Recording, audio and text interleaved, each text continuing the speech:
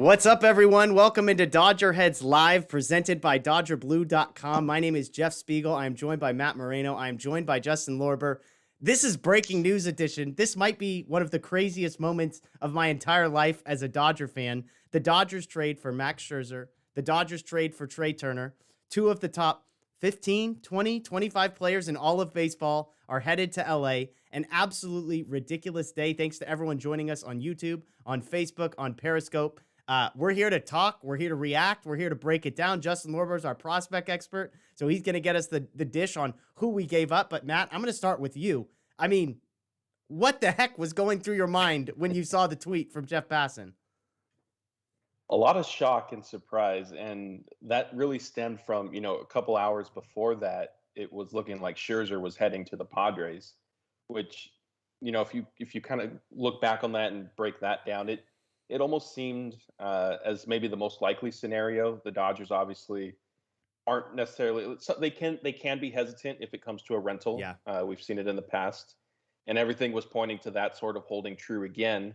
And the Padres, AJ Preller has proven to be aggressive and kind of, go for it at all costs.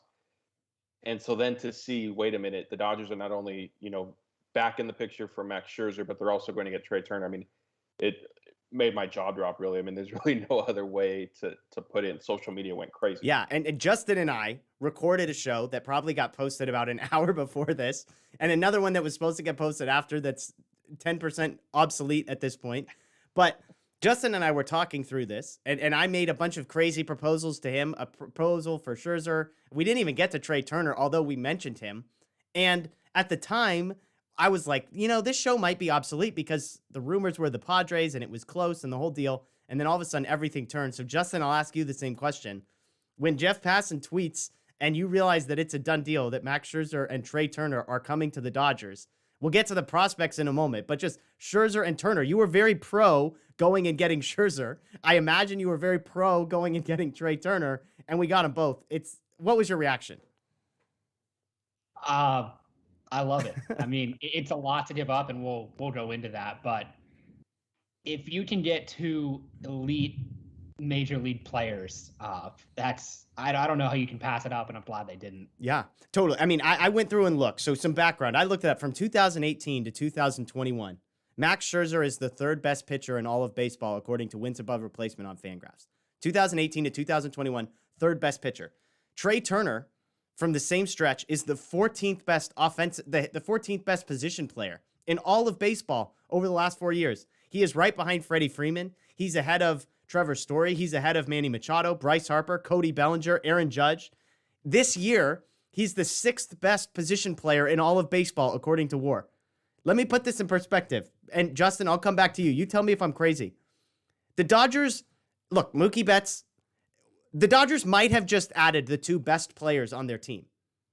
Like, it's within the realm of possibility that the two best players on the team. I think Mookie Betts is probably the other guy that belongs in the conversation. But I'm saying this, I guess, as maybe hyperbolically to prove a point of how good Trea Turner is and how accomplished he has been, even as a guy that maybe some fans might be unfamiliar with. Am I crazy, Justin? Tell me, am I crazy? I think in terms of pitching, I would put Buehler above Scherzer at this point. Okay. But you're not crazy in the sense that these are two of probably the top five players on their team. And getting Trea Turner is huge. Yeah. The Dodgers already had maybe the deepest lineup in baseball. You add Trea Turner to that, who, like you mentioned, sixth best player by FWAR this year.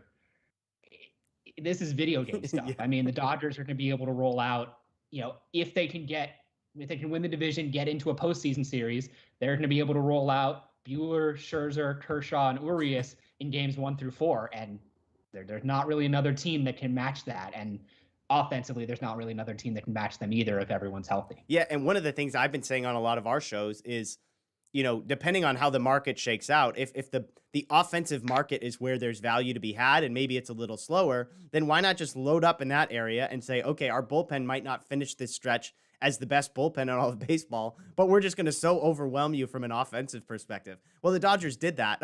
And, oh, by the way, they added one of the best starting pitchers in all of baseball. Matt, when you look down the lineup, I mean, I mean, if this is the Dodger lineup, if fully healthy, now that's the biggest asterisk in all of 2021. Yeah. But full health, Will Smith behind the plate, one of the 3 best catchers in all of baseball. Max Muncy at first base, easily the best first baseman in all of the National League. Let's say Trea Turner, presumably second base. I'm probably the best, one of the 3 best second basemen in all of baseball. Corey Seager at shortstop, probably in the top 5, a little bit deeper position there. Justin Turner, again, a little bit deeper position, but should have been was an all-star, top 5 position there. Mookie Betts, arguably the best right fielder. Cody Bellinger, we know what the year has been. Okay, it hasn't been perfect, but defensively great, former MVP in center field.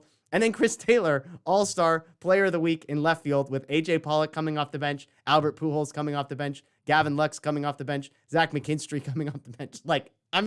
Offensively, just looking at the lineup, I don't have words. That, Justin, you said it, video game stuff, absolutely absurd. It's definitely an embarrassment of riches. Excuse me. And like you said, unfortunately, the one caveat we have to throw onto this is an asterisk, and it's because we really haven't seen the Dodgers healthy yet since, outside of the first 2 weeks of the season. At minimum, though, what Trea Turner does is just give you more insurance and another safety net. And for me, beyond kind of adding him as just, a straight talent to the lineup and what he brings to the table, he also bats right-handed. Yeah. And, early, for me, at least early on looking at the bench, even when Edwin Rios was still healthy, I kind of talked to you about it, Jeff, and even with Daniel a little bit, like, hey, I think in a couple months here at the trade deadline, the Dodgers are going to need a right-handed bat. We obviously didn't expect it to be, maybe Albert Pujols type thing. Yeah. I called it. I let the record show that I was early on the Albert Pujols to the Dodgers train. So, they did the Pujols thing, which has worked out already. And now you add Trea Turner and obviously Max Scherzer on top of it. I mean, the position players and, theoretical lineup you just went through, you're now looking at a scenario where Cody Bellinger easily is batting 8th in your lineup. Yeah. And, he's had his struggles this year. He still is Cody Bellinger. And, maybe moving him down in the lineup will take some of the pressure off of him and unlock him. I think it's more mental at this point than anything else. And who knows where it kind of goes from there. If he starts tearing the cover off the ball by October, then what? Yeah. Cody Bellinger, with his power and potential hitting 8th, I mean, that's ridiculous. Yeah, and folks joining us, what I'd like to do is I want to hear the best headline that you've got. If you were working for a newspaper or for a website, I want you to put into the chat the best headline you can got. Ari says, we got a God squad. I mean, that's pretty good. There's a little rhyming going on, but throw your best headline in there. I'd love to hear it. Paul agrees with you. He says Bellinger should be batting 8th. And Justin, I'll come to you with this question. I mean, A.J. Pollock has been very, very good offensively. And I'm not trying to get into this isn't the demote Cody Bellinger, okay? I've had enough of that conversation. Cody Bellinger is not getting demoted. But it is a fascinating problem to have because Chris Taylor is deserving to play every day at this point. And the way A.J. Pollock's been hitting, I mean, I think he has like player of the month type stuff over the last month. And so is the Dodgers are not healthy. Mookie Betts is not healthy. Corey Seager's not healthy. Do you think, how do you navigate offensively if you're Dave Roberts, this kind of a lineup? Is there any point at which this becomes problematic to have as much talent? Because one of the things about when we talk about Chris Bryant is kind of like, where does he play? And I mean, with Trea Turner, you don't really ask that question because Trea Turner just gets plugged in. Is there any part of you that thinks there's a slight problem with having as much offensive talent as the Dodgers do? No. I mean, these guys are used to it last year, with Jock and Kike being there. But Pollock in particular, he knows there are a lot of talented players on this team. As well as he's been playing, he might lose some at-bats because they went out and got an elite offensive talent. I think Matt makes a good point with Bellinger. He's kind of the X factor here. Yeah. Although I do disagree. I think it's more physical with him, the lack of reps in the offseason, dealing with the offseason shoulder surgery, and then being hurt this year. He just hasn't had consistent reps. And I think the shoulder surgery thing gets overlooked a little bit too. So, whether or not he can get back to the guy that he's been the last couple years, I don't know. If he doesn't, and, come playoff time, this is still an issue where he's still, just not the guy that we know him to be. You can plug Trea Turner in center, Chris Taylor at second, Pollock in left, and that's still arguably the deepest lineup in baseball. Yeah. Yeah. I mean, so just to follow up, Justin, like I kind of penciled in Trea Turner to second base. Do you think it's possible that him playing the outfield is actually a more likely scenario? He has played some second base, but not very much and not in a while. He's a good center fielder. Could he play left? Could Bellinger move to left? How would you, just on first glance, how would you sort it out defensively, sort of in a perfect scenario? Or is it entirely a platoon thing, like if Pollock is in against a certain type of pitcher, that kind of deal? I think if everyone's healthy, and also with that caveat that, Bellinger is worthy of still being hitting above the Mendoza line at some point. Yeah, he doesn't need to be the MVP level guy he was in the first half of 2019. That guy, it was unsustainable. Yeah. But second half of 2019 or last year, he can still be that guy. And if he can get there, I think the ideal defensive lineup would be Bellinger in center, Trea Turner at second, and then Chris Taylor in left, with everyone else filling their normal roles. Okay. Well, we've got some great headlines here, so let me fire off a couple of these. Keith Evan goes Friedman for Pope, which I think Daniel might have tweeted a picture of Friedman in a bathrobe and saying, when does the statue get put up? It's a great question. Paul, I like this one. Sure, Friedman's huge, though. What's that? I'm not sure how that'll work out. Yeah. Paul's got Dodgers now a Scherzer thing to repeat as champs. I like this one. That. Lakers got rich. Dodgers got richer. That's Julio Santa Cruz. Guy Rocco says Dodgers win. The Dodgers win. Dodgers on maximum overdrive. That one's from 1970 J.A. Sand. Let's see. Rudy Ravelis Jr. Dodgers paved the way to another championship. Michael Little, Dodgers swing for the fence. There's a Dave Roberts comment. We're going to be positive, folks, okay? I'm not going to read the negative Dave Roberts stuff here. Murderers Row 2.1. Man, there's some Dave Roberts. It's like, folks, just enjoy the day. Like, this is a good day, okay? Like, the Dodgers lost, yes, but Chicano, no such thing as too much talent. Matthew Paley, MLB's first super team. Dodgers turn the corner and go into maximum overdrive. That's an add-on by Hawaiian Kira there. So some good stuff there. Dodgers now an all-star team, Paul points out. I mean, it's, yeah.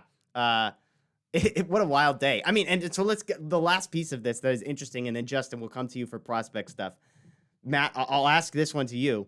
I think the thing that every Dodger fan is hoping for, this is like the whipped cream and the cherry on top of this day, is going to be if, and I'm not saying when because we don't know if this is true, but if the story were to come out that Max Scherzer had an agreed upon trade to the Padres and essentially said, no thanks, I would rather play for the Dodgers. I mean, that's legend status, right? I mean, I can't imagine being a Padre fan and having to digest that news, but Matt, I'll come to you, Justin, you react after him, but Matt, to you. Like, that's the cherry on top of this whole thing, right? If that is to come out. Yeah, that's definitely an interesting layer because on the surface, like just to begin with, you have, like we touched on earlier, there was the report that the Padres and Nationals were close on a Scherzer trade. Yeah. So the Padres, obviously, understandably excited. I had a Padres friend texting me. I don't know about either of you guys. I had a Padres friend texting me. Then nothing. And so, like we tweeted from the Dodger Blue account, the minute the kind of first report about the Dodgers and Nationals working on this blockbuster leaked, maybe 15, 20 minutes, if that, it then came out, Scherzer has already approved this and will waive his no trade clause. So to me, it does read like he didn't really want to go to San Diego after all. Of course, we can't put words in his mouth. We don't know if that will ever come out, but it certainly does feel that way. And if that is the case, I mean, I don't know if the Padres will ever live it down, I guess, if you will. Obviously, who knows what will happen the rest of the season and the postseason. There's, you don't win championships on paper, but it definitely is a couple, a big 1-2 gut punch for them today. Yeah, Justin, anything to add to that? No, I think similarly. If you're reading the tea leaves, maybe not that he didn't want to go to the Padres, but that he wanted to go to the Dodgers more, and the Nationals, recognizing his years of service to the organization, gave him what he wanted. Now, I'm not sure if the Padres would have topped the Dodgers package, and we also don't know if they were considering adding Trea Turner. I don't even know where they'd play him after they got Frazier.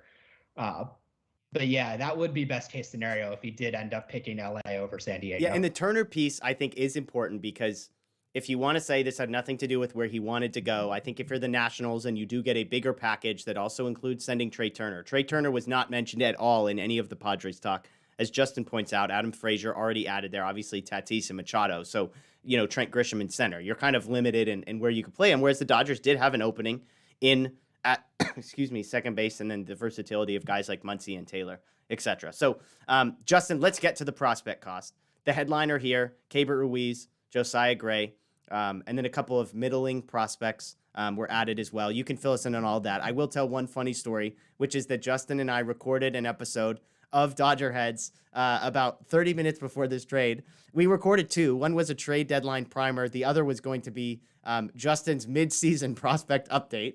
And we probably spent 7 minutes of a 35-minute podcast gushing about Keibert Ruiz, who's Justin's new number one prospect, leapfrogging Josiah Gray as the number two prospect in the organization, yada, yada, yada. And here we are, 30 minutes later, they're both gone.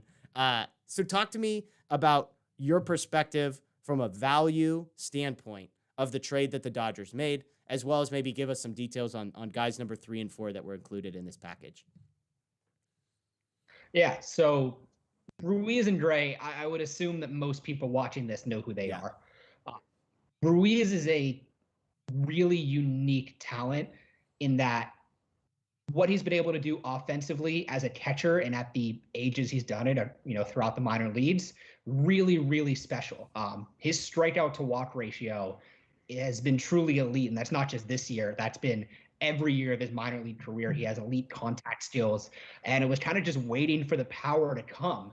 And this year it finally came. He has 17 homers, 16 in AAA, one in the majors. His career high before this season for a whole year was 12. So he's already beaten that in like 2 months. So that hurts, I think, when you have a guy who's major league ready, who has the potential to be above average on both sides of the ball, playing the most challenging defensive position and the defensive position where you get the least offensive production. That's going to be super valuable. That's easier to do because you have Will Smith at the major league level under team control for another 4 years beyond this. And you have Diego Tartaya, who, like we talked about in that earlier video, some people think Diego Tartaya is a better prospect than Keibert Ruiz right now. I didn't have it that way, but I don't think that's a controversial opinion. Josiah Gray, major league ready starting pitcher. I don't think he's a frontline starter, but he's someone who is ready to be a starter right now. He should go right into their rotation, and he should be a solid mid-rotation starter at least for the next 5 years while he's still under team control. This is still only like his 4th or 5th year pitching full-time. He hasn't been a full-time pitcher for all that long. Yeah. And with those guys, you get that, those little added steps of development, even past where guys normally develop. I'm not comparing him to Jacob deGrom, but Jacob deGrom is probably the best example of that, a former position player who just get better and better and better as he pitches more. But deGrom's also a freak of nature. So let me hop in real quick before we get to the other guys. I mean, I was texting a friend who's a Nationals fan, and I said, honestly, with Keibert Ruiz, and again, Justin, I ask you the same question a lot of the time, which is, you tell me if I'm crazy on this. I told him, I was like, Ruiz is probably one of the 20 best catchers in baseball tomorrow. Like, at the major league level, the catching position is such a black hole in a lot of these organizations, and as good as I think Ruiz is capable of being, I really think that if they called him up tomorrow, which I don't know if they will, I mean, if you're tanking, maybe you just wait a year, but I really think he might be one of the 20 best catchers in all of baseball. Am I crazy for saying that, Justin? I don't know if it's crazy, but I don't know if I could say that because we just haven't seen him at the major league level. And one thing we have seen this year, as it seems like there is a wider distance between AAA and the majors than there's ever been. Okay. So many guys, especially hitters, succeeding in AAA and just coming up and really struggling at the majors. So I'm not sure what that adjustment would be like for him, playing full time. He hasn't done that yet. He's only been up a little bit, this year, last year. But I don't think it's entirely crazy with where catching is and, how talented he is. Yeah. Here's one other point. This is Grayson in YouTube. He points out that Reds trade back in 2019 has directly led to both Mookie Betts and Max Scherzer and Trea Turner, with Jeter Downs being one of the headline. Both of these were complicated trades, but you basically take that group plus I'm totally blanking on Alex Verdugo in one case and Keibert Ruiz in this case, and you basically take the Reds trade plus Verdugo plus Keibert Ruiz plus a couple guys we're going to get to in a moment, and you get Mookie Betts, Max Scherzer, and Trea Turner. That's a pretty good little package there. So Justin, keep going. Gerardo Carrillo, I know, was prospect number 3. And then the fourth one is a guy that that was off the 40-man. So tell us a little bit about Carrillo and then the fourth prospect as well. Yeah. So Gerardo Carrillo, some people may know him. He was added to the 40-man this past offseason, protecting from the Rule 5 draft. It's a real lively arm, a lot of arm talent there. Two-seamer, up into the upper 90s, has touched triple digits, but typically sits in the mid 90s. He's got 4 pitches. Slider's probably his best off-speed offering. He's been a starter for a while. I have seen him ending up in relief for the last couple years. Smaller frames, has had some command problems. So I think his ultimate home is going to be in relief, but he can be a good reliever. I don't know if he's a high leverage reliever because the fastball is a two-seamer and those guys don't miss as many bats, even though he's missed a lot of bats at the minor league level. I think I wouldn't be surprised if he settles into a mid-leverage relief role at some point next year and stays there. Donovan Casey was the Dodgers' 20th rounder in 2017, although I know that sounds like, super late. He was a lot more talented than that. I'm not sure why he fell, but he was a guy who probably should have gone in the top 5, 6, 7 rounds in that draft, fell to the 20th, and the Dodgers got lucky. Typical power, speed, swing and miss outfielder, has played all 3 outfield positions, probably profiles best in right field. He was a two-way player in college, up into the 90s as a pitcher. So he's got a really strong arm. He's athletic. Double-digit homers and steals already this year. He had a 2020 season back in 2019. I think his most likely role is going to be like a bench outfielder who can play all 3 outfield positions, hit for some power, steal some bases. He was a guy who I had moving up this year based on his performance, but not necessarily close to majors. Probably at some point next year is when I think he would see his major league debut. So Ruiz and Gray, numbers 1 and 2 on your Dodgers midseason update. I know you didn't. None of this is set in stone, but where would these other 2 guys have landed as far as your top 100 goes? Is Carrillo sitting in? What's that? I had Carrillo at 25 and Casey at 35. Okay. Although, within, I might make some changes between now and when I put it out, but it wouldn't be more than a couple spots. So roughly that area. And so bottom line for you, Justin, value-wise, how did the Dodgers do here? It's a lot. And I think, the calculus might change if they do end up getting Scherzer to sign an extension. But I wrote this, when I put out, I just put out a recap piece on this trade, and it's a large cost, no question. You're trading 2 consensus top 100 prospects, 2 guys who are probably top 50 prospects in the game across baseball. Arguably your numbers 1 and 2 prospects, that's where I had them. And that's something that Andrew Friedman hasn't really done. He hasn't made that kind of deal. He's traded, top prospects, but he hasn't really traded 2 big guys like that in the same deal. And so it's a big cost, but it's one you can't pass up with the type of talent that Trea Turner brings, him being under control next year too, with the knowledge that Corey Seager and Chris Taylor are both free agents. You might not be able to bring both of them back. He brings some insurance there. And Max Scherzer is the impact starter that they needed.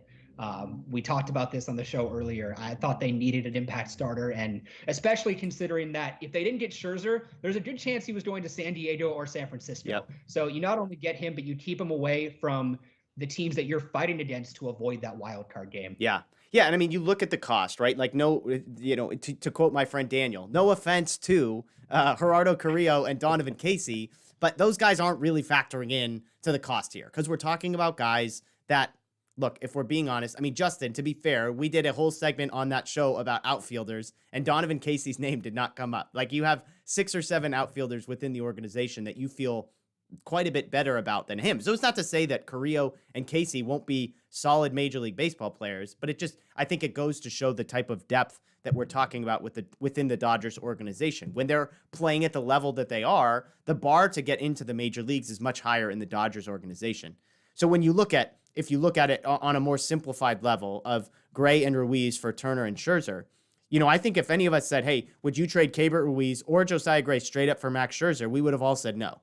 We would have said half of a season of Scherzer, no thanks. The flip side is Keibert, Ruiz straight up for Trea Turner is probably not getting the job done because of how good Trea Turner is and getting him for a year and a half. And so that's where you kind of meet in the middle and you say, half of one guy gets you Scherzer, 1.5 of the other guy gets you Trea Turner, on top of the fact that you're keeping them away from from the Padres, from the Giants. Trea Turner obviously playing a position that, we can get into the impact on Corey Seager and the free agent negotiations that are going to be coming up in the future and how this all plays out. But I think when you factor it all in, because I was not pro trading for Max Scherzer. And it's not because I don't like the guy. He's on my fantasy squad. He's my first-round pick. I'm a huge Max Scherzer fan. He's fantastic. He's consistent. He's elite. Like, everything you can possibly say. If the Dodgers bullpen is not what you think it is, here's good news. All of their starting pitchers now are going to be able to get you 7 innings when they need to, right? Like, whether it's Buehler, whether it's Kershaw, whether it's Scherzer, even Ruiz can get you 6. So that takes some of the pressure off of the bullpen, and all of a sudden you only need 4 or 5 guys back there. But all of that's to say, I wasn't huge on Scherzer because of the rental. The Trea Turner piece is the piece personally that excites me the most because I think he's a needle mover offensively, although Scherzer definitely is. And as you said, the biggest thing, he's under contract for next year. The designated hitter comes to the National League. Trea Turner adds depth to a lineup that needs it. And really, if we're being honest, Keibert Ruiz did not have a direct path to playing time at the major league level. With Will Smith at the catching position. I know the designated hitter was going to change some things, open some things up. We've talked about the value of having 2 catchers. Justin, you and I have had that conversation. But if you are going to trade from one position in the organization, catching was going to be the one that I felt like was going to have the least amount of impact. Add into it, as you said, Josiah Gray, very good pitcher, ready to pitch in the major leagues now, if not next year. But he's probably not a number 1 down the road. He's probably a guy that you're penciling in as, what would you say, a number 3, maybe a number 2 starter, Justin? Is that a fair assessment of kind of where you see Josiah Gray's future? Yeah. So when I factor all those things in, it's hard not to get excited. Obviously, it's one thing when the guy isn't on your team. When he is on the team, I'm very good at talking myself into something and feeling good. So, Matt, I'm going to bring you back in and ask you a question. Folks in the chat, I'd love to have your perspective on this. Matt, one of the things with Scherzer is what I just said. He's a rental. There was talk at one point about his interest in only wanting to be traded somewhere where he could sign an extension. He backed off of that. Scott Boras is his agent. We know that complicates things because Scott Boras is just a complicated guy. How quickly would you be willing to give Max Scherzer a contract extension, and what kind of dollars might you expect for a 2, maybe even a 3-year extension for a guy like Scherzer? Are you waiting? Are you letting him get to the offseason, or if Boras wants to sit down tomorrow, are you sitting down and hammering something out? I think I would sit down and try to get something done tomorrow. And, when that report first came out, and obviously before the possible trade grew to include Trea Turner, I was different from you and Justin, it sounds like, where, I could have been talked into, hey, let's trade Keibert Ruiz for Scherzer with the assumption that, maybe part of the trade is then a 2-year contract extension as well. For a guy who just turned 37, just for context here, that's part of the conversation here. Right. Yeah. I mean, he's up there in age, but I think he's proven to be durable. I know he had his triceps issue this past weekend, but seems to have moved past that. Looked okay today. Looked okay today, folks.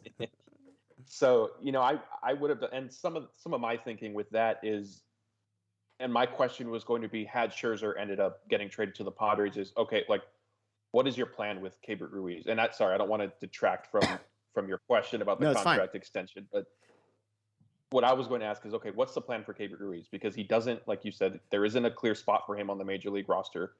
So essentially, like, who are you saving him to trade for type thing? Yeah. And, with this trade, Josiah Gray going, it does hurt as well because he is another prospect who has gotten to the point of being major league ready. The Dodgers have, a plethora of pitching that Justin has covered on our shows kind of, further down the line, but coming up behind him. Yeah. So, I think all of that being said, you did give up a lot, like Justin mentioned. So I think you do try to sit down with Scherzer. If they start asking for 3 years, I don't know if I do that. Yeah. I think 2 is fair. Maybe the 3rd year is a team option with a buyout type thing that, get around that. In terms of dollars, I'm never really good at projecting stuff like that because to me, all it takes is one team to come in and say, hey, Max Scherzer, here's, 3 years, $120 million or whatever it might be. And then, your projections, what you think he should get is just thrown out the window. And obviously it's a separate conversation, but related to it, the Trevor Bauer situation and how that will ultimately end up unfolding could also impact the Dodgers thinking on, an extension for Scherzer as well. Justin, if he comes to you and says, I'm interested in 2 years for $70 million, 3 years for $90 million, What do you say? Do you put a piece of pen and paper down in front of him, or do you not interested at those numbers? 2 for 70, 3 for 90. Interested, want to negotiate. Okay, so we're in the ballpark. I mean, so 2 for 65, 3 for 85, 3 for 80, somewhere in there is where you'd feel comfortable. Yeah, I do 3 for 80. Okay. Yes. Yeah, because I mean, we're talking about a guy.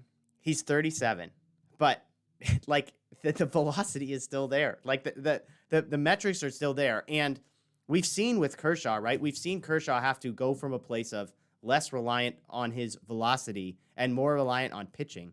I do feel like Scherzer, even if the velocity dips down a little bit. Now, I'm not expecting it to go from 95 like Kershaw at his peak to 91 where Kershaw is now. But even if Scherzer's down around 95 instead of up around 97, like I feel like he's been around long enough. He's good enough as a pitcher that it's not solely velocity. Is that fair, Justin?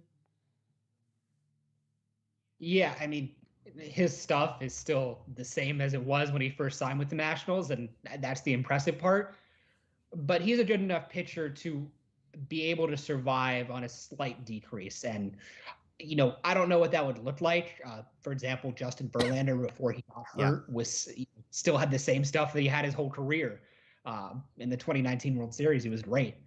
So I don't think it's out of the question that he can continue to hold his stuff in the next couple years. And I think that'll definitely be a factor in what kind of extension he gets or what kind of free agent deal he gets from a different team. Yeah, and Matt, I mean, I think it's a great point that you make about how Trevor Bauer sort of factors into all this. We've said on this show multiple times, we're not expecting Trevor Bauer to ever pitch for the Dodgers. Now, I'm not an expert legally on the finances of do the Dodgers just get out of his contract? Does the $40 million or whatever he's due next year stay on their books? I don't know.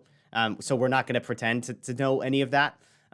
We do know the Dodgers are going to be willing to spend, and we do know the Dodgers are intending to win baseball games. There are some interesting subplots to this. Matt, I'll come to you on this. They have Trea Turner under contract next year, which is interesting because he plays shortstop, which is the same position of a guy named Corey Seager, who is not under contract next year for the Dodgers. They add Max Scherzer, who's going to be a free agent at the end of the year, just like another pitcher on the Dodgers, a guy named Clayton Kershaw, will also be a free agent at the end of this year. How do you think the Dodgers navigate all that? I mean, we've talked about, I guess in some ways it's nice because you get Trea Turner not playing shortstop, so you can experiment for 60, 70 games and see how that goes. Maybe Corey Seager gets some reps at third base, but how do you navigate maybe the back end of this season as well as how does this impact the free agency plans of the Dodgers moving forward? Yeah, those are great points. I mean, obviously, it could go in, it feels like a million different directions. I'll start off with Kershaw. Even before the trade, I was of the belief that he would probably sign another extension or just a new contract, however you want to look at it, either in the offseason or, right before it, whatever the case is. And I assumed, it would be a shorter deal, similar to an extension like we're discussing with Scherzer, where it's 2 years. I don't see the Dodgers going to 3 for Kershaw. Yeah. And I think that then, sort of sets him up. I'm not trying to retire him, but, gets him probably closer to that than he is right now. With Seager, I think there will be an earnest effort to re-sign him. But again, like I mentioned, all it takes is really one team to kind of come in and say, hey, we're backing up the Brinks truck for you. And if they do re-sign him, I mean, then you could possibly move him, assuming there's a DH coming to the National League next year. Maybe Seager finally makes that move to third base that everybody has always said is coming or needs to be made. And then Justin Turner is your primary DH / spells Seager at third base. Trea Turner obviously is then your shortstop. That could go that way. I mean, and then if he isn't re-signed, then okay, like you just now Trea Turner is your shortstop. What would be interesting to me in that scenario is how the Dodgers approach kind of his free agency and what he might be able to command on the open market. Yeah. I don't see them possibly flipping him at the deadline next year, but who knows if they get a sense that they're going to basically lose him for nothing. I guess short of the qualifying offer, should that return as part of the next CBA, that would be another possibility, I think. Justin, how do you see the Seager Trea Turner thing shaking out? Like, you got to play Andrew Friedman earlier on this show today. I mean, how does Turner shake out defensively compared to Seager as a shortstop? Obviously, there's seemingly a willingness for him to play other positions that we're not really sure if that exists with Corey Seager. So, how would you navigate that if you were in charge? Well, I think if you're picking a shortstop based on defense, it's going to be Trea Turner. I think he's the better defender there. I think the numbers have shown that as well. Is it close, or is there a pretty big gap, would you say, between the two? I don't know if it's close, but I think it's enough to where you can, say Trea Turner is the better defensive shortstop and feel comfortable with that. Turner and Seager on the left side of the infield would be a really good defensive left side of the infield. You'd have to feel really good about that if you have the rolling out those two, and on offense too. Those guys would put up premium production. Yeah. I do have doubts about whether the Dodgers would sign Seager to a long-term deal, especially now with Turner in the fold. I think there's going to be a gap because Corey Seager's going to point to his first couple years and last year and say, look what he does when he's healthy. He's one of the best 5 hitters in baseball. Yeah. And, he's dealt with injuries. I think that initially they'll be kind of far apart, and maybe I'm wrong, but I don't know if he will stay beyond this year. And Trea Turner gives them the ability to kind of drive a hard line in the sand and say, we're not going past here. Yeah. Yeah, it'll be fascinating. And again, obviously, Trea Turner's only under contract for 1 extra year. So it's not like the Dodgers have solved some long-term problem at shortstop, because if you don't re-sign Seager, then you're back in the exact same position a year from now, which, by the way, this offseason, there's a bunch of guys who are going to be free agents, in addition to Seager, guys like Trevor Story as well. So a year from then, that class is not going to be as deep at shortstop. Obviously, who knows where Gavin Lux stands. There's prospects Jacob Amaya as a shortstop that maybe starts to factor in. But, I don't think anybody's projecting Jacob Amaya to be even in the same conversation, as a footnote into conversation of Corey Seager and Trea Turner, especially offensively. So something to factor in there. Let's shift to another question, Matt, and this one I'll come to you. Well, yeah, how does this impact the Giants and the Padres? Like, we've kind of touched on it. Daniel and I had a conversation and saying, the Giants are in a great position, but they're also kind of, the organization is not as stable as the Dodgers and the Padres. They don't have the farm system coming up. They don't have the young talent at the major league level. And so there was some question about how all in the Giants might be willing to go. They have not made any major moves yet. That's not to say they won't. We know Farhan Zaidi, coming from the Dodgers, is going to be making, probably interested in kicking the tires on some things there. But how do you see this type of move impacting both the Padres and the Giants, Matt? So obviously there are reports out already tonight that the Padres have rebounded, if you will, by trading for Daniel Hudson. And I fully expect AJ Preller, like I touched on earlier, to just get, uber aggressive tonight going into tomorrow, and just find a starting pitcher. Probably Berrios would be my guess. So to me, honestly, the Giants, I think, are the biggest loser out of all of this, because if you're ranking the teams in terms of how aggressive or quote unquote all in they would be, I think the Padres are at the top with AJ Preller. I think Andrew Friedman and the Dodgers are comfortably second. And I think Farhan Zaidi and the Giants are comfortably third. Yeah. Friedman, we saw Zaidi with Friedman when he was here in LA. The Dodgers don't panic. They make moves when they feel it makes the most sense for them. And I think Zaidi is carrying that philosophy, obviously, with him to San Francisco. And so now the Giants, if you're looking at, okay, maybe we don't have the best trade chips to begin with, and now we're really going to have to get into a bidding war with either the Padres or other teams, because Scherzer's off the table and now it's Berrios. I guess there have been some rumblings of John Gray, but you could argue how much he may be really available. Will the Rockies trade within the NL West? There are a bunch of hurdles there. So to me, the Giants honestly come out of this, I think, with the biggest losses. And of course, now they have a Dodgers team that has added Max Scherzer, added Trea Turner, Corey Seager's hopefully getting healthy, and everything else we touched on earlier. Yeah, Mookie Betts, Corey Knebel, the hits keep coming. Yeah. Justin, anything you would add to that? How are you? You can't be feeling good if you're a Padres or a Giants fan tonight, right? No, I think you would say that the Dodgers were the most talented team before this deal, and they just got 2 more All-Stars, 2 not just barely All-Stars, 2 really good All-Stars. they're going to play a lot of divisional games over the next couple months, and it gives the Dodgers a good opportunity to make up the distance that's currently between them and the Giants. Yeah. Okay, Justin, I'm going to ask the question that every single person I think in the chat has asked at least once, maybe twice.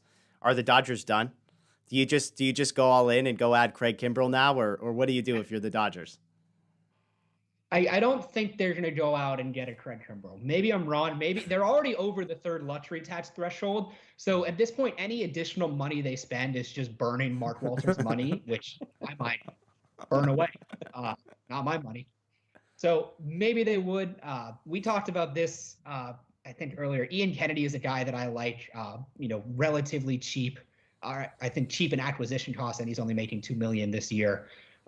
Someone who I think they could go get who would be another, not necessarily back end guy to replace Jansen or trying in like Kimbrel would, but someone who can set them up in the 7th and 6th innings. Yeah. Yeah. Matt, what about you? I mean, do you have a different perspective? Would you just go all in at this point? I mean, I would definitely go all in because, like Justin said, it's not my money. I mean, they can make it up on merchandise sales after winning. Add $1 to every Coors Light at the stadium. We'll get that thing paid for in no time. But I'm not expecting it to be Kimbrel. I do expect them to address the bullpen, at some point before 1 p.m. on Friday. Hey, Danny Duffy? Danny Duffy doesn't move the needle for you, Matt? Come on, man. They already addressed it. Bullpen is solved, baby. No. I think they'll look to get a right-hander who's healthy right now and ready to go. I mean, and here's the thing. The thing that has differentiated the Dodgers from the Padres consistently over the past few years is with the Dodgers, it always feels like these moves are made within the context of a plan. The Dodgers never seem to act recklessly. They never seem to act in such a way where they create problems for themselves that they're going to have to deal with 3 to 5 years down the road. When the Dodgers trade Josiah Gray and they trade Keibert Ruiz, they don't do so with a figure of like, we'll figure it out in a few years and see what happens. Like that seemed to be the Padres' plan, is they just throw money at things and they go and acquire Blake Snell or whoever the hot, sexy the guy is then, without really seemingly like a plan for how that person's going to integrate or how they fit in the long-term plan or whatever. It's the same problem that got the Giants to where they were. They would just throw prospects at Carlos Beltran and throw prospects at Evan Longoria and all these guys. And then all of a sudden they're old, your farm system sucks, and now what, right? So the beauty of what Friedman has done and why I don't necessarily expect them to go quote unquote all in as if they're going to mortgage some sort of future is because, yeah, they traded prospects. But again, if you ask me, how does this impact the 2024 Dodgers, the move that they just made? The reality is Will Smith is the catcher for the Dodgers in that year, no matter what. And Josiah Gray would have been nice to have, but presumably Dustin May's still in the rotation. Walker Buehler hopefully still in the rotation. Julio Urias still in the rotation. Tony Gonsolin still in the rotation. Bobby Miller, a guy who Justin Lorber talked about earlier as a guy that has higher upside than Josiah Gray did as a potential number 1 or number 2 type guy. And we haven't even talked about the fact that the Dodgers are willing to go out and sign the Trevor Bauers and the Max Scherzers of the world. And so from a starting, and I could have named, Justin could name you 5 more starting pitchers that could be on that list. Landon Knack, right? Like we could go down the list of guys that could be in the rotation 3 years from now. And so that's the beauty of it. They have not, yes, they dealt from prospect capital, but they have not left holes behind in the organization, problems that they're going to have to deal with. Justin, is there anything I just said that you would disagree with? Because that's the thing that I've always been most impressed with Friedman. He goes for the big swings, but he does so because he's so good at the rest of his job that those big swings don't seem to handicap the organization. The only thing I would disagree with is I don't think there's as large of a difference between what the Dodgers are doing, what the Dodgers did today and what they've done a couple times over the last few years and what the Padres have done. Okay. AJ Preller is, as Matt said, definitely been more aggressive. Probably the most aggressive GM in baseball, maybe in all of sports. But what both teams have recognized is that, the pendulum has swung so far in terms of valuation of prospects and years of team control that you can just go get really, really good major leaguers for prospects who most likely are not going to return the same value. Now, there's always a chance that you trade someone and, they turn into a superstar, and there's nothing more valuable in baseball than a superstar making the rookie minimum. Yeah. But the odds of that happening are not that great. And the cost of acquiring these really talented players, whether it's Max Scherzer and Trea Turner, or it's Yu Darvish, Blake Snell, Adam Frazier, whoever, It's just not that much to go get them. And if that's the case, well, you might as well just go get these good players and let it shake out how it is.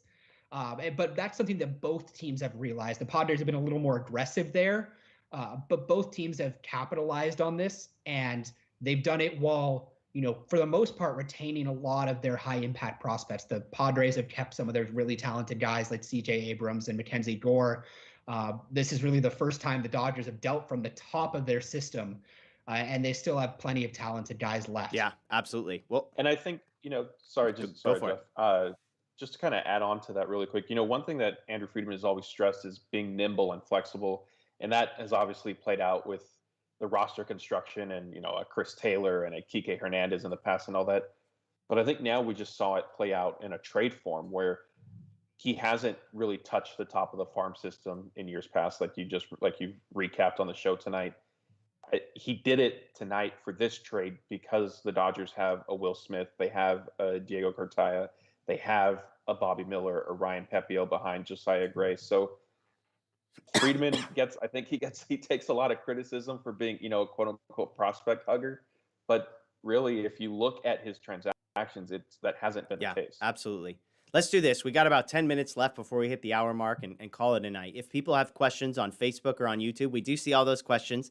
So I should say I see those questions. So don't blame Matt and Justin if your stuff doesn't get open or asked. But throw it in the chat, and we'd love to talk about those. I'll throw one question out, and Justin, maybe I'll start with you. I don't claim to be a historian. I have a terrible memory. I'm trying to think of if the Dodgers have ever traded for two players of the caliber that we're talking about. The closest is Yu Darvish and Manny Machado a couple years ago. But I think it's safe to say that Scherzer probably a notch above Yu Darvish, as good as he was. Maybe Turner and Machado at the time were in the same category. So that comes to mind. Obviously, adding a guy like Manny Ramirez, although where he was at in his career maybe doesn't fit. But when I called my wife, I was like, this might be the craziest trade the Dodgers have ever made in my lifetime. Like, they've had some crazy ones, like with when they traded for Gary Sheffield and Charles Johnson and Bobby Bonilla all at the same time. I mean, it's on that level, but better. So, Justin, historically, are there other moments or trades that you can think of that compare to this one? I think in terms of acquiring, two players of this caliber, no. The closest comparison for me is going to be the gigantic Red Sox trade with Adrian Gonzalez, Josh Beckett, and Carl Nick Crawford. Punto. Hey, don't forget about Nick Punto, Justin, okay? Yeah, Nick Punto. But that trade had other factors there. The Red Sox were trying to shed money. The Dodgers had new ownership that were trying to bring back fans after, years of the McCourts not spending money and trying to show, hey, we're here to play, we're here to spend money. And also Adrian Gonzalez, Carl Crawford, and Josh Beckett all passed their primes. Max Scherzer, obviously, he's 37, but he's still pitching like an ace. Trea Turner is in his prime. The last 2 years have been his best 2 years. He's 28. So, in terms of acquiring two guys in the same trade of that caliber, no, I can't remember any trade like that for the Dodgers. Yeah, and Nomo FOMO on YouTube points out Mookie Betts, obviously a big moment in the Dodgers history as far as that trade goes. And I mean, again, I think we're talking about not one player in the caliber of Mookie Betts, but actually two guys that are in the same tier. Maybe Trea Turner, you want to say, is a half step below, but it's not by a whole lot. I mean, when you look at, again, WAR over the past 4 years type stuff. So, Matt, anything you would add? I think the Red Sox trade you mentioned, Justin, I remember where I was when that trade happened. But to your point, that was kind of the significance of it went well beyond just kind of the players coming. It was a sign. It was almost like they were just trying to spend money to prove that they were going to spend money. So, Matt, any other trades that come to mind for you? Not particularly. I mean, my choice probably would have been the Mookie Betts, David Price one. Price. That's a good point too. I think this exceeds that mainly because of now, like, the situation and the circumstances. Dodgers are trailing in the division. Yeah. They've been banged up, trying to stay afloat. The expectations are, I think, even higher than where they were when they traded for Mookie Betts and David Price. So when you factor in kind of all that, I think this kind of vaults it to the top in terms of, if you want to call it the most significant trade or the most talent they've added to the organization, however you want to word it. I think this needs to be put at the top of the list. Okay, let's get to some questions. We got some good ones here. Justin, I'll come to you with this one first. Matt, you can chime in after. Toby on Facebook asks, how does the lineup look after this trade, with the specific question of who leads off? I mean, we were having a conversation a week ago, like had Justin Turner Chris Taylor taken the leadoff spot away because he hits home runs every time he leads off. Now you've got Mookie Betts, then you've got Trea Turner. Justin, how would you shake out, like, let's just say spots 1 through 4 in the lineup if you were in charge? It's tough because no matter what you do, you're going to have 2 of Betts, Trea Turner, Justin Turner, Corey Seager, Max Muncy, Will Smith in, the 5-6 hole. And then you get to Chris Taylor and Cody Bellinger or AJ Pollock. I think you probably stick with Betts and Seager at the top. And then Justin Turner, Max Muncy, 3-4. But I really think there's no right way to write that lineup. It really doesn't matter who you put at the top or who you put where, because the lineup is just so deep. You can write it. You can throw it on a random number generator, and as long as you have a pitcher getting 9th, it's probably the best lineup in baseball. Yeah, it's hilarious because I could just frame that as Justin hates Corey Seager. Justin wants to move Corey Seager to the number 6 hole in the lineup. The guy, he just can't do anything. But Matt, what about you? Is Mookie Betts still your leadoff guy? I do keep him in leadoff only because I saw enough of him batting second and just not looking comfortable doing it. So I keep him in the leadoff spot. I think you let Trea Turner bat second. Go Corey Seager third. Justin Turner clean up. I know it's not. Matt hates Max Muncy. Matt hates Max Muncy. Max Muncy. You have Muncy batting 5th to kind of protect Turner and break up your left. I mean, but yeah, it's a tough decision, if you will, but there, like Justin said, there's no wrong answer. Yeah, totally. The top 6. Here's another good one. Kevin asks, Matt, I'll come to you with this one. Did the re-signing of Chris Taylor become more important, given the fact that Trea Turner can play shortstop next year? Has the importance of Chris Taylor somehow increased as a free agent at the end of the season? I guess that's probably just a little subjective. I'll say no, only from the standpoint of, to me, like it was 100% imperative, if you will. But outside of that, yes, because you need another, shortstop option if Corey Seager leaves in free agency. Justin, anything to add there? No, pretty much the same thing. Taylor is obviously very valuable, but now you just have extra Corey Seager insurance in case he leaves. And it's fascinating because Taylor is the guy who seems to take no offense to playing every position on the diamond, and sort of the worry has been whether or not Corey Seager would take even slightly a similar approach and be willing to move. Remains to be seen. But who knows? I do like the fact adding Trea Turner in the middle of the year kind of gives Corey Seager some time to get used to Trea Turner, maybe to have some experimentation of a few games at third base and see what happens there. Some more questions. Justin, I'll come to you because this is a question we touched on earlier. Patrick wants to know, will Danny Duffy be a starter or in the bullpen when he comes back from the injured list? You seem pretty convinced that you'd like to see him in the bullpen. Remind the folks why that is. You like him more as a reliever than you do as a starter. Yeah, so, when we talked earlier, they still hadn't acquired a starter. So they still needed a starter, and maybe Danny Duffy was that guy. But now that they have Scherzer with Kershaw coming back healthy, you have 6 options. Tony Gonsolin and David Price kind of trading off in that 5th option. Maybe they'll go to a 6-man rotation at some point. But Danny Duffy, vertically moving 4-seam fastball, those are that's the type of guy that they've really been targeting in the last year, both free agency trades and the draft. Mid 90s might play a tick up, in relief from a low release point, and he likes to locate it in the upper third of the zone and above the zone to get swings and misses. So I think that's something that will be emphasized. And I said that on Twitter too. He's throwing it like 43%. He's throwing his sinker like 12%. I would not be shocked at all if they cut out the sinker, went mainly 4-seamer with a breaking ball, and just let him use a couple pitches and see what he can do for 3 to 6 outs. Cool story with Danny Duffy. Grew up a Dodger fan, couple hours away from Los Angeles, I believe. And I think there was a cool story that he met Tommy Lasorda, and Tommy Lasorda signed a baseball or something that said "Future Dodger Danny Duffy" on it. So, obviously Lasorda. There you go. It's something about that guy. Some other questions. DJ Jesse asked, do we see another trade going to happen? Justin, I know you said you'd like to see Ian Kennedy possibly added. Matt, I think you kind of agreed that maybe one more trade in the bullpen, not necessarily Craig Kimbrel, but you'd like to see one more piece added there. Is that right, Matt? Yeah, that's right. And I think, Ian Kennedy, I think, would kind of check off the box of being a little under the radar and a right-hander that I think they might be looking for. As long as my guy Phil Bickford doesn't have any of his important moments taken away from him, then I'm perfectly fine with adding another relief pitcher, okay? David asked where Muncy will play. Muncy's pretty much locked in as the first baseman because Trea Turner probably playing a lot of second base there. So a lot of people asking about Kimbrel. We kind of already touched on that. Not necessarily a must-have anymore if you're the Dodgers. Probably never was a must-have. I mean, that was the thing. We added our trade show where I was like, let's just remember the Dodgers are really freaking good already. Well, they just added 2 more guys, one of whom is a surefire Hall of Famer, and the other one who, is off to a start of a career that definitely could be on that trajectory as well. Let's see if we have a couple more questions. lots of Craig Kimbrel stuff. Trollface Gaming, do you think we'll extend Trea or Seager? Maybe both. Yeah, I mean, obviously, I think all of us right here, I'll speak for myself. We'd all love to see Corey Seager extended. We'd all love to see Trea Turner extended, and they figure out a way to play Seager at third or Turner somewhere else. That's the dream. Whether or not it happens definitely remains to be seen.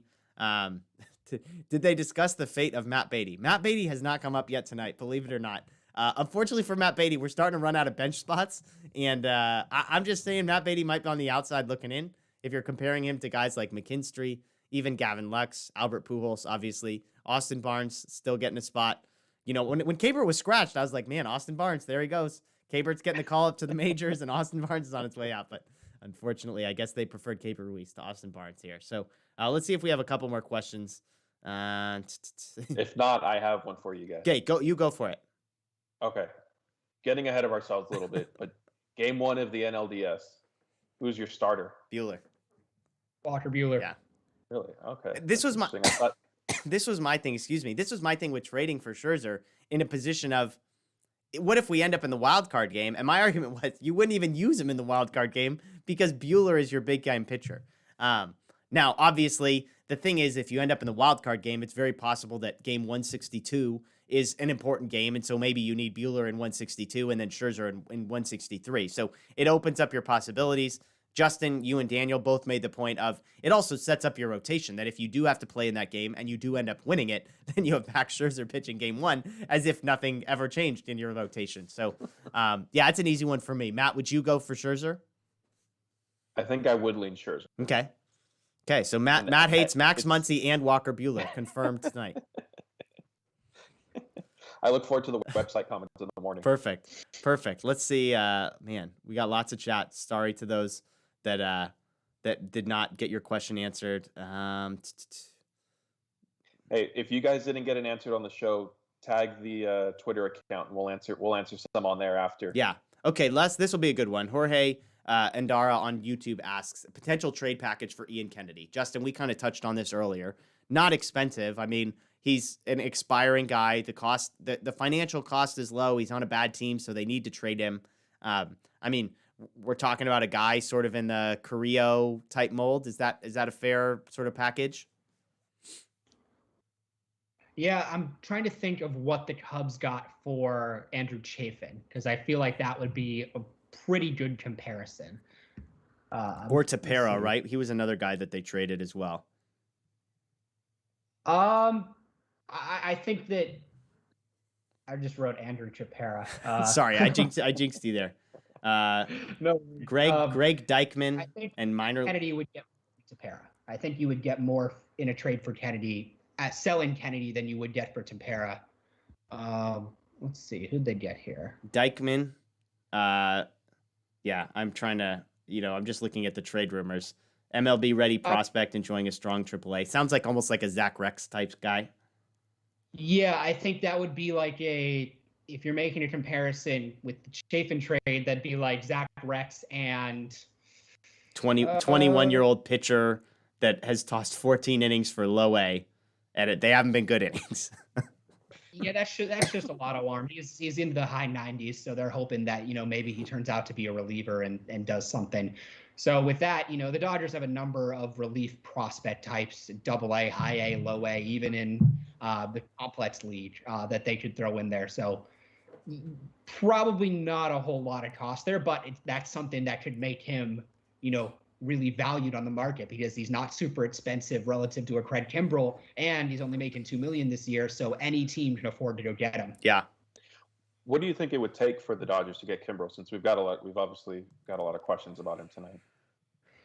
I think if the Cubs aren't moving any money, I think he's $16 million this year. You got the club option for $16 million next year. I would guess that the Dodgers don't need any money for Craig Kimbrel. Is it like a Pepio? I mean, Pepio for Kimbrel? Does it take more than that? I think the number of teams, because of his contract, that would take him on is limited. The Red Sox, the Giants, the Phillies, those have been some of the rumored teams. I think you might be able to get him for like 2 mid-level guys, like if you did like an Andre Jackson, Cody Hosey thing. But if the market's competitive, it could be very easily above that because he has returned to form. He is one of the best closers in baseball. And, they only pitch so many innings, but in October, those innings are really, really, really valuable. And any team that's acquiring him has acquired him for that purpose. Yeah, I mean, I was just going to say, I'm not all in on going all in for Kimbrel, but if the package is Jackson and Hosey, I mean, my tune might change because he is under control for next year. Kenley Jansen is up at the end of the year, and we won't touch the Kenley Jansen topic tonight, but if it's Hosey and Jackson, because Jackson falls in the same category. It's no disrespect to him, but like nobody's losing sleep if Andre Jackson isn't in the organization tomorrow. He's not a guy that it's like you feel like it's going to come back to destroy your franchise that you traded him. And Hosey, we talked about, Justin, is struggled, and there's questions around him. And so, I mean, for me personally, if it's Jackson and Hosey, I would do it. And I'm not a guy that's banging down the door to get Kimbrel. Justin, would you do that trade? Yeah, I would. Just because Andre Jackson, I think he's his major league starting pitcher, probably more of a number 4, maybe a number 5. Cody Hosey, we talked about it on the show, which ironically we recorded earlier, but won't be out until later.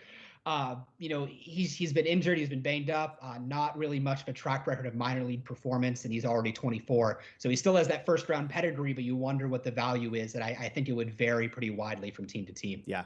Matt, thoughts on that? Well, you guys just talked me into it. My gut reaction was no. I think Kimbrel being under contract for next year and the Kenley situation with him being a free agent, probably not coming back, swayed me. But when he first said Jackson and Hosey, I was thinking, no, like you don't really need him, but October next year would probably be valuable. And I mean, I'm just thinking he was so filthy against the Dodgers when they played him this year. And then watching him in the All-Star game, it's like, I don't understand entirely why guys can't hit him, but it is just like, it's nasty. So somehow his velocity gets in on guys, and it's probably a spin rate thing. I don't really know, but it just feels like guys are overmatched with Kimbrel on the mound. And look, you could explain away some of the bad seasons he's had. So anyways, well, hey, we've crossed the hour threshold. Thank you all for joining us. Had a huge crowd in the chat, so thanks to the folks joining us on YouTube. Mike, Paul, Ito, Benjamin, Autumn Wind, Keith, DJ, Jesse, Bruce, Ivan, we appreciate you all. Matt, thank you for joining us. Justin on East Coast time, staying up late, 12:39 his time, so real faithful commitment from him. Justin, we appreciate it. As Matt said, if you've got more questions, you want to continue the conversation, Dodger Blue 1958 on Twitter. You can find Justin at Future Dodgers. As he said, he's got a piece up at futuredodgers.com. You can find the latest there. DodgerBlue.com has all the latest. Dodger Blue 1958 will have press conferences and breakdowns and all of that. Matt, do we have a sense of when these guys might talk to the media, when Andrew Friedman might talk to the media yet? It's kind of all subjective, my guess. I was thinking at this point we would have gotten that the trade was agreed to. I know it's at the finish line, it's right at the goal line, it seems. But if it doesn't happen until tomorrow, then it needs to be finalized. Those guys will have to get on a plane. So maybe a Saturday, Sunday type thing for press conferences would be my best bet. Got it. And Scherzer pitched today, so he's not going to be pitching for the Dodgers for 4 or 5 days. I know people are already counting down the days and saying, well, maybe he pitches against the Astros, which would be for an enjoyable moment there. But Matt, Justin. Actually, I even got ahead of myself. Sorry, I know when you got to go, but Trea Turner's on the COVID IL, so he won't be traveling for a while. There you go. So Matt, Justin, I appreciate you joining us again, folks in the chat. We appreciate you. My name is Jeff. Check out Dodger Blue 1958. If you're new, please subscribe to our YouTube channel, Dodger Blue 1958. Ring the notification bell. We'd really appreciate that. Enjoy the rest of your night. As always, we'll end our time with the words of Vin Scully. The best team holding a trophy high in the air. The Los Angeles Dodgers, champions of the baseball world.